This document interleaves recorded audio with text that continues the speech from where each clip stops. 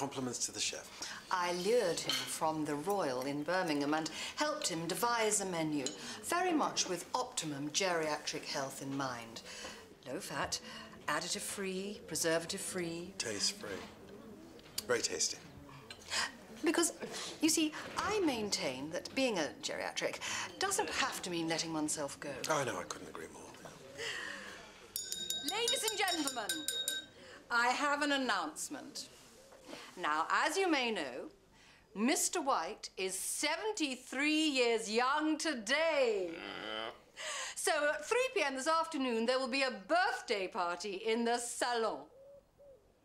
He doesn't want a party, he wants to go to the pub. There will be champagne and canapes. And it's a damn disgrace, he isn't allowed to. Chef is, as we speak, putting the finishing touches to one of his magnificent cake creations, and as an extra special treat, the choir from Leatherbridge Girls' Grammar is coming to give a carol recital. Welton, Mark Welton, is a trial patient at Leatherbridge Campus Surgery. Archie Hallam, practice nurse Archie Hallam. Last Friday, the 12th. I sent the hard copies the same day. Did you not receive either? Yeah, yes, I will. Yeah. At trelawney-wells.com, yeah. Yes, I will. Thank you.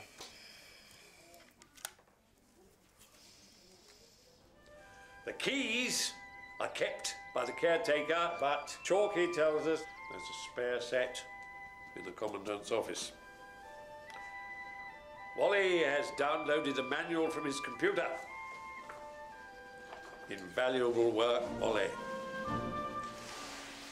Careful diet, moderate exercise, relaxing activity. Today, as well as yoga on the lawn, we have a meditation class, and of course, still life. Yes, so it is. Shall we?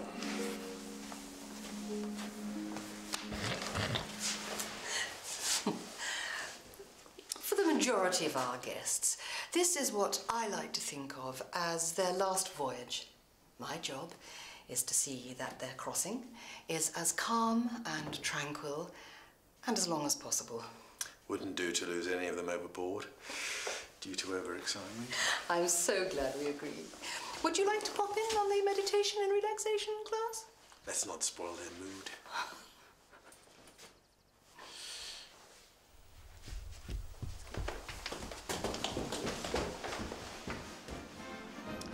Now, Donald will be providing a diversion. Donald will provide a diversion here. Chalky and Jack will be on the lookout. Here and here. Then, the ultimate part of the plan... Commandant, 10 seconds!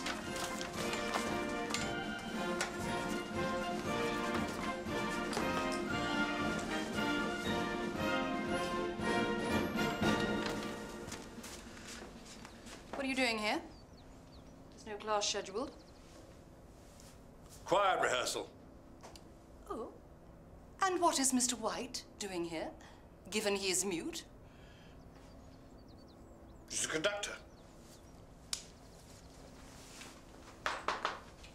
I know exactly what you're doing, and you can give up these childish and futile attempts at escape. The party starts in 1 hour, and I expect you all to be there.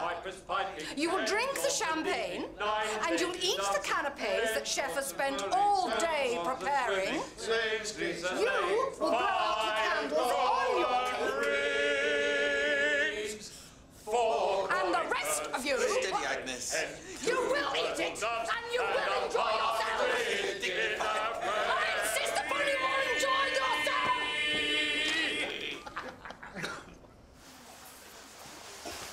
I hardly think that's good for her hearing. Oh, stop fussing. She loves it. Doesn't she, Lily? She has been dancing away. I really have no opinion. Salsa Lisa, a dancer. She said she was on the pill. Could you look after her for a little bit longer, please?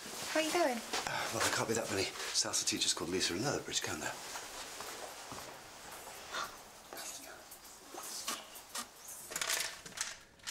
There you are.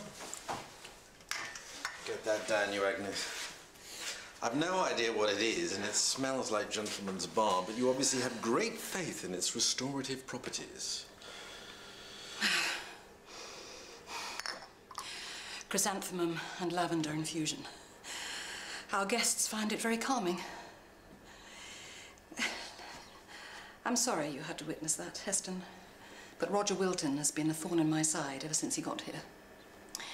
He's a subversive influence whose main purpose, for some inexplicable reason, seems to be flouting my authority and encouraging his ever-growing band of little cronies to do likewise. Well, I've yet to meet a man who could get the better of you, Agnes. You see, Heston, this is exactly what I'm talking about. Bold as brass, outside the designated smoking area. Mr. Rowbottom! Oh. Mr. Rowbottom! Excuse me, please. Perhaps you could point me in the direction of the facilities on your way out?